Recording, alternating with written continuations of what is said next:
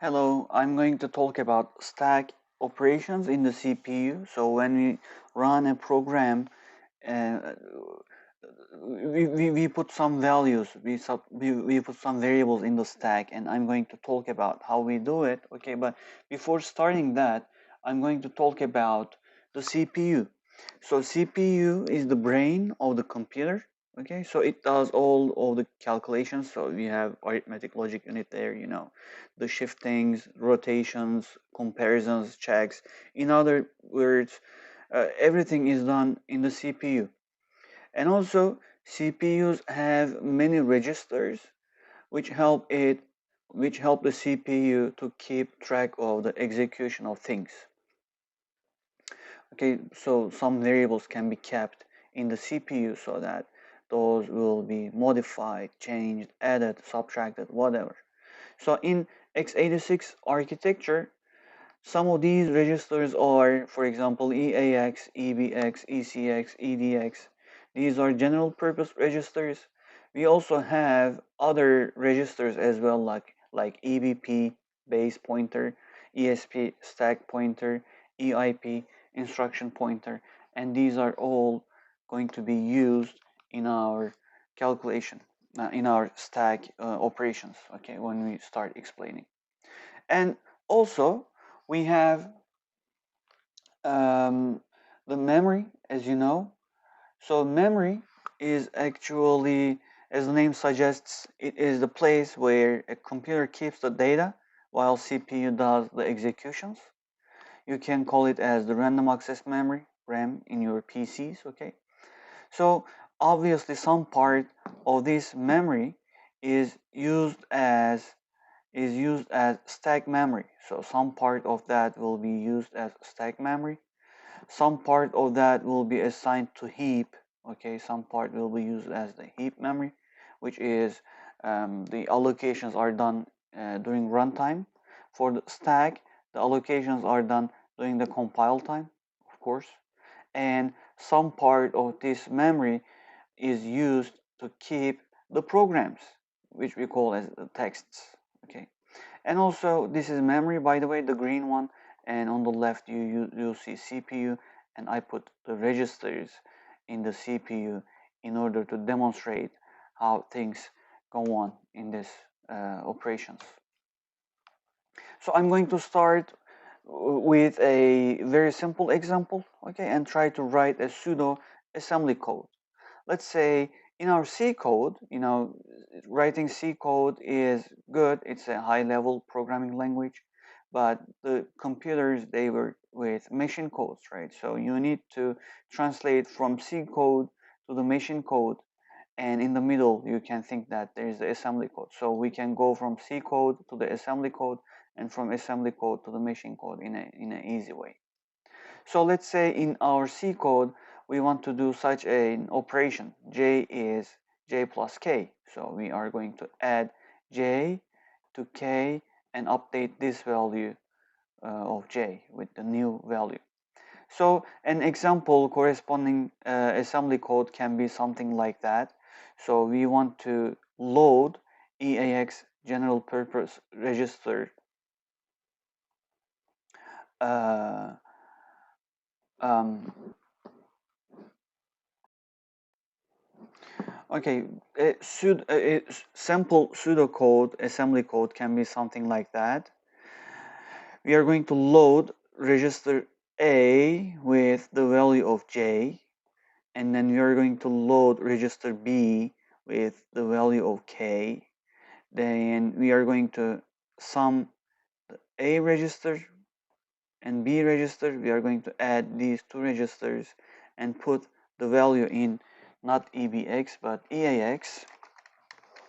Okay, then load this EAX value back into the memory again. So as EAX, EBX, these are general purpose registers. You cannot keep a value in these registers forever. So you need to put these value back in the memory for your operations. So how that happens, if you look at this pseudo assembly code, how these operations happen is something like that. So put in EAX register loaded with the value of J from a location in the memory. Okay, so we are trying to realize this function in the C code. So load EAX with value of J. So you load EAX with the value of J. And then load EBX with value of K. So again, from the memory, you load the value of K with in EBX. And now what we do is in the next part, we sum up EAX and EBX and load this value in EAX. And then next part will be EAX will be put in some portion in the memory back. Okay, so this is how J plus K, J is equal to J plus K operation is done. Okay, let's give some example numbers in that. So when we say we are talking about some locations in the memory, what exactly we want to say, and let's see that. Okay, and this is memory again. This is the highest address in the memory, and this part is the lowest address in the memory. Okay, 0, 0, 0 you can say, and this is FFF depending on the size of your memory. Okay, it can be large numbers like millions of bytes, right? And this is our function here. So instruction pointer here is pointing to the first operation, which says load EAX with the value of this memory. So when you go and look this address, it says that the value in this address is 8.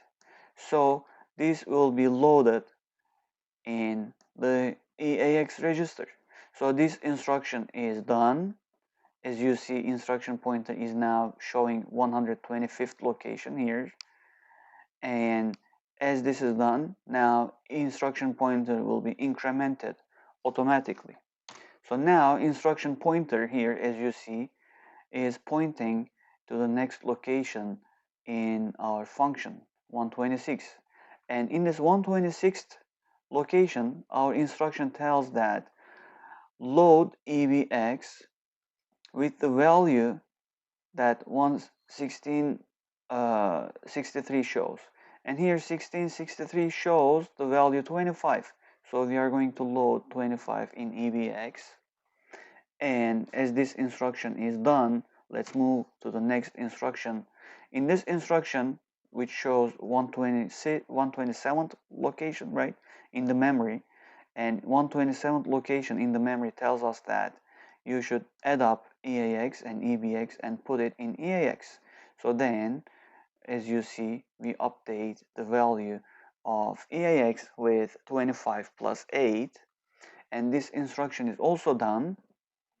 And now we want to put the summation back into its location in place of J, right? So this instruction is done, and now next instruction is 128 in the memory, 128 location in the memory, and this instruction tells that write EAX into the memory of in the memory that is shown by the address of this 1556, and the address 1556 is here, and we write the value back in this register and in this memory, not register, I'm sorry. So now we simply done with this operation, right? J is J plus K. So in real operations, the places of J and K are not random, of course. And if J and K are arguments to a function or local variables of that function, then these are going to be put in the stack. Let us see how it is done.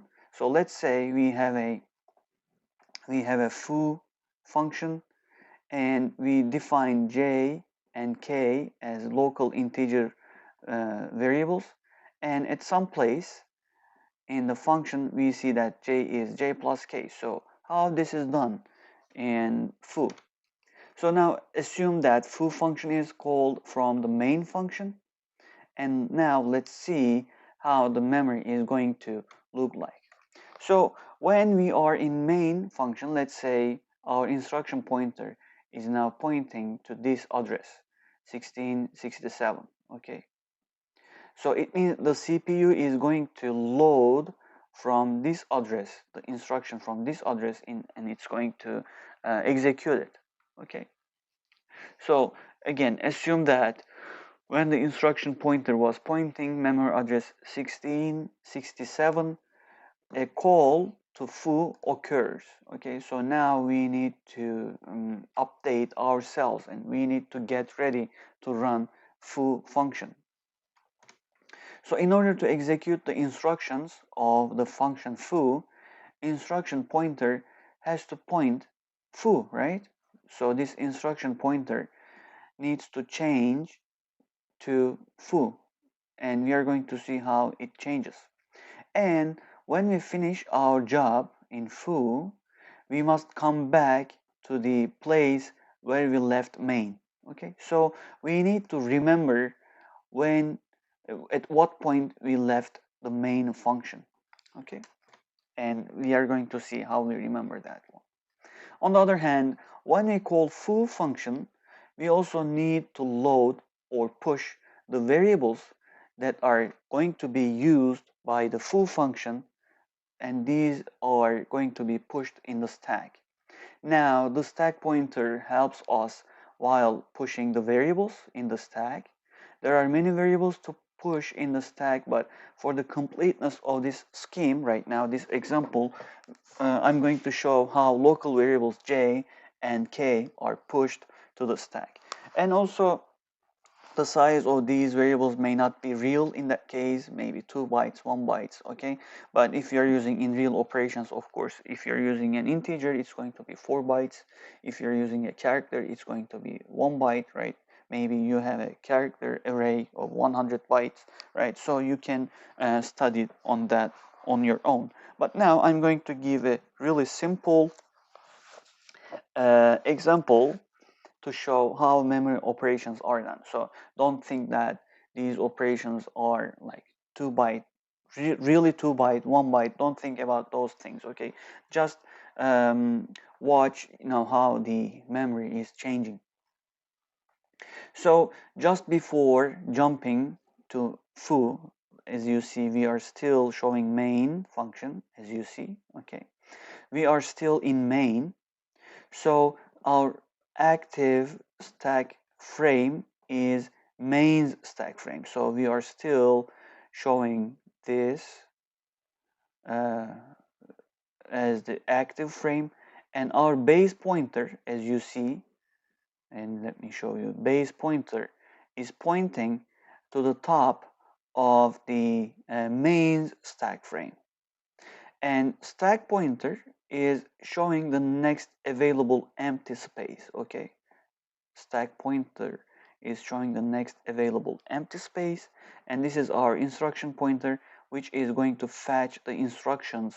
Okay, and we are going to do the operations. So hence now ABP points to the top of the stack frame, and ESP shows the next available space to push the variables. So this EIP may be in different places like here or here, but right now concentrate on EBP and ESP. So during the prologue of foo, these because EIP needs to point these, and here we are going to do the stack operations, but I'm going to update EIP in the end. But now focus on EBP and ESP. This is the objective of this presentation. Okay. So when we jump to foo, we start pushing variables in the stack, and now we must create a new stack frame that is for the use of foo function. So we start pushing to the first available space, namely where ESP shows. So when we push something, we are going to push that in this space, right? Because ESP right now is showing this location. In this example, as you see, ESP is showing 1990, 9980, right? So what we do is, in the prologue of foo, actually EAP needs to jump here, but this is a small mistake here I make. But anyway, because when you should push current EBP value to the stack. Okay, so this current EBP value, or this one, to the stack. Why? Because when you're done with foo and when you come back to main, your active stack frame needs to be main stack frame again. For that reason, you need to save when you are leaving. You need to save the base pointer of main when you are leaving main. Okay, so you push it in the foo's stack frame. Remember, this is main's base stack, and you push it into foo's stack frame. Hence, you will remember top of the main stack frame in that case. So now, then we say that, okay, now we started with foo and we already saved the previous stack top base pointer, right? Now we can update base pointer to show the top of foo's stack. And it is done like this in the assembly code. It says that since we know that ESP is right now pointing to the just beginning of foo's stack frame, right? We say that, okay, update EBP with the value of ESP. So update EBP with the value of ESP. And now we see that EBP is also pointing to the place where ESP is pointing, and we say that this is the top of foo's stack frame. Then when we run from foo to main, we also need to remember where EIP was when we left main, right? Namely the point we left main. Hence, we need to push that value in the stack. So we push instruction pointer in the stack. So stack pointer will be decremented by 1 automatically. Right now EBP is constant, showing the top of the stack, but ESP, as we continue pushing variables, ESP will be decremented automatically, right? It will show the next available empty location for us to push. Okay, so we push instruction pointer in the stack. Then now we want to push the local variable j in the stack. Okay, so we push local variable j in the stack, and ESP is decremented by 1 again. Okay, then we push the next variable k in the stack. Okay, it is decremented automatically again. And now, as we are done with the stack, now we can update our instruction pointer to the beginning of foo. Okay, we update it to the beginning of foo, which is 1045, and after this point, instruction pointer will be incremented one by one, and it will execute all of the instructions in foo. And one of these instructions is j plus k, right? So at some point we need to execute this operation, but what about the place, or what about the values of j and k? Where are they in the memory? As base pointer is now constant, this base pointer is now constant for this frame, which is pointing to the top of the stack for foo, right? Foo's stack frame to the top. We know that this constant value minus, in our case, 4 is pointing to j. EBP minus 6 in our example is showing the value of k.